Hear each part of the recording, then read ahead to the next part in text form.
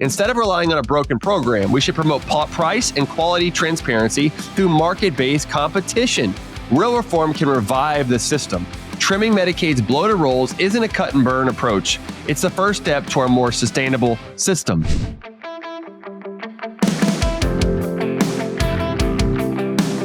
Hello, my name is Dr. Vance Ginn. I hope you're having a prosperous day.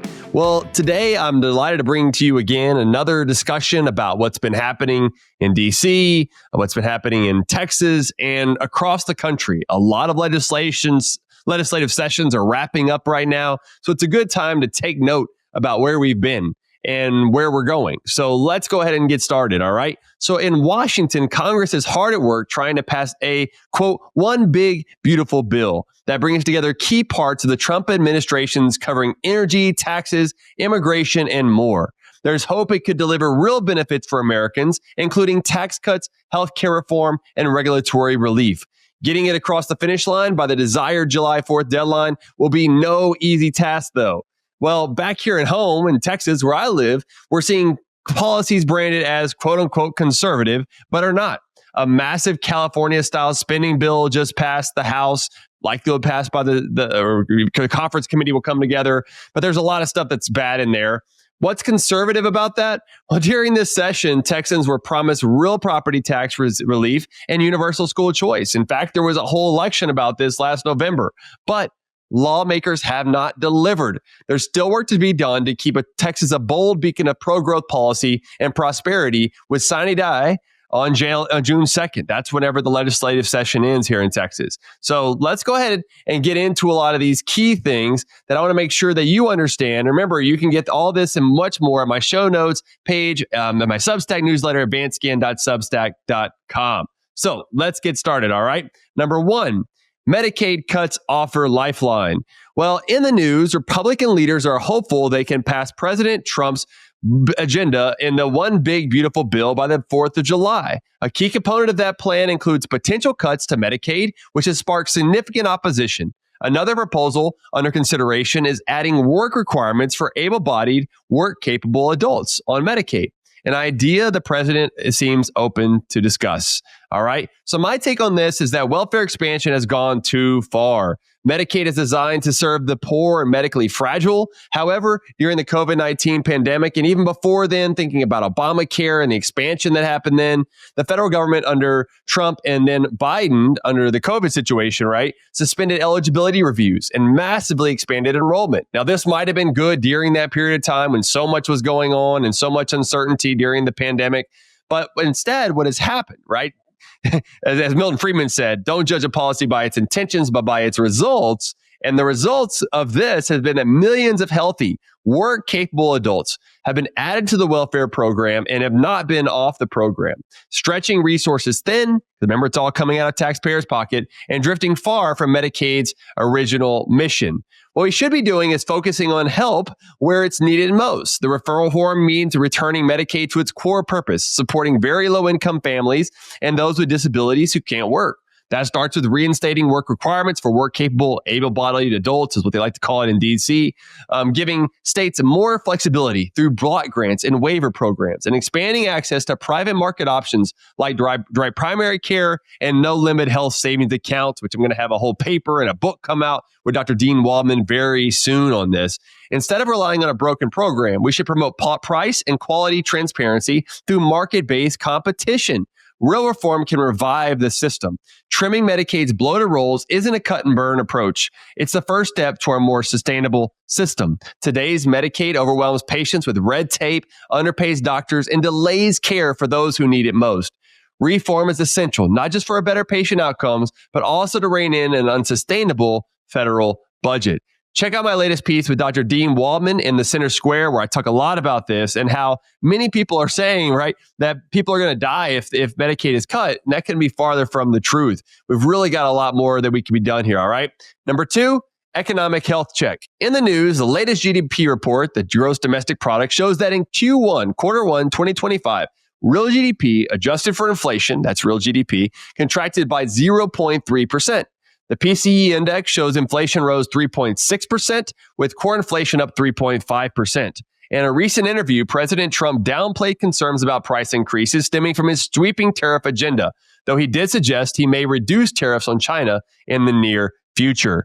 My take on this is that, are we seeing stagflation warning signs appearing once again like we saw during the Biden years? It's definitely possible. We have a shrinking economy and rising inflation. These are textbook signs of stagflation, although we'd probably need inflation to get higher and unemployment maybe to start increasing faster. But regardless, there is a trade-off that we see happening right now. And that's evidence that our current economic playbook just isn't working. But this doesn't have to be permanent. The challenges are serious, but solutions are available if we're willing to let go of failed policies and return to proven free market principles. Tariff uncertainty and labor market weakness are still out there. While there were 177,000 jobs added in April, a closer look at the labor market reveals growing fragility. Perhaps most telling, real average weekly earnings have fallen 2.3% since 2021. And that doesn't include yet the account of the full impact of President Trump's tariff and trade war policies. You know, all this stuff is adding uncertainty to the economy and creating more economic slowdown than we otherwise would have. So what are the solutions then? Well, I think what we need to do is reverse course as soon as possible. It begins with moving away from central planning and toward economic freedom. That means reducing the Fed's balance sheet from over 23% of GDP to closer to 5% of GDP, cutting federal spending and imposing enforceable spending caps, and slashing regulatory costs by at least 20%. These steps would remove market distortions, restore stability, and support lasting growth. Check out my latest pieces over on articles on X where I talked about more about the jobs report and also the GDP study. You don't want to miss those. I think what you'll find is that we have a lot of room for improvement. That's for sure. Number 3, Texas budget and closing session.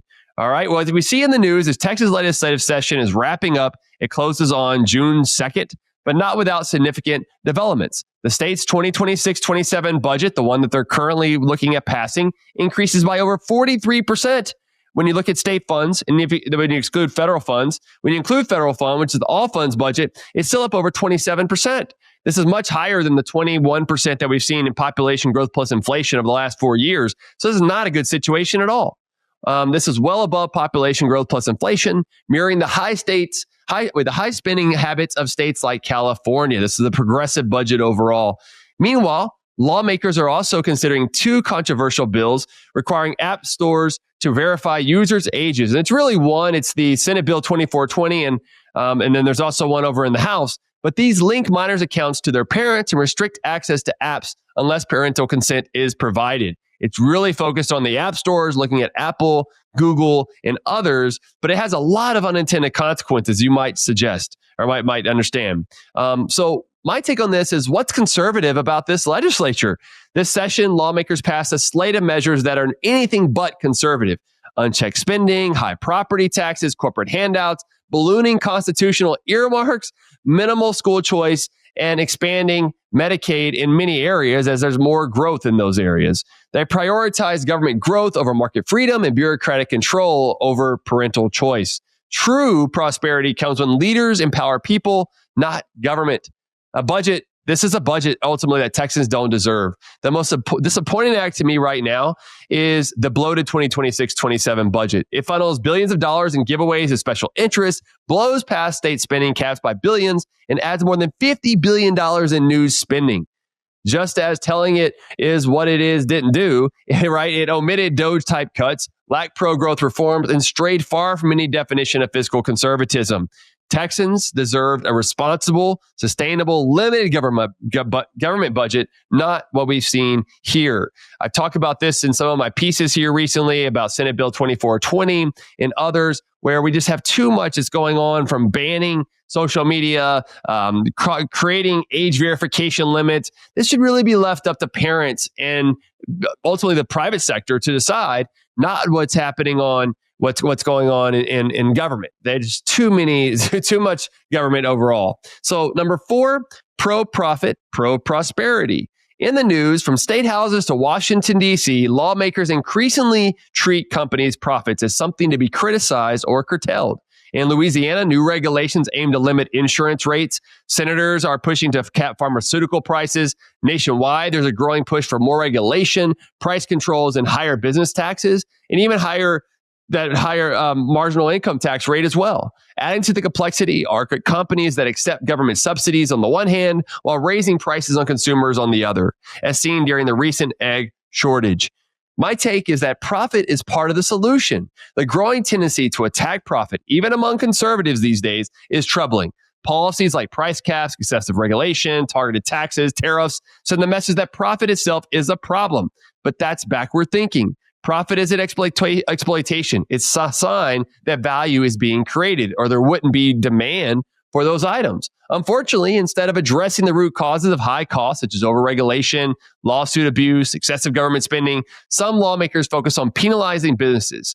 And this also hurts, because you have subsidies and profits that really can go together. We think about the egg shortage highlights the tension between subsidies and profit. Industry leaders blaming soaring prices on repeated avian flu outbreaks. Yet, Cal-Maine, the nation's largest egg producer, and other ag giants reported record profits while receiving millions in taxpayer-funded federal relief. This created a distorted playing field. Companies should be able to receive taxpayer bailouts and then hike prices at the expense of American consumers.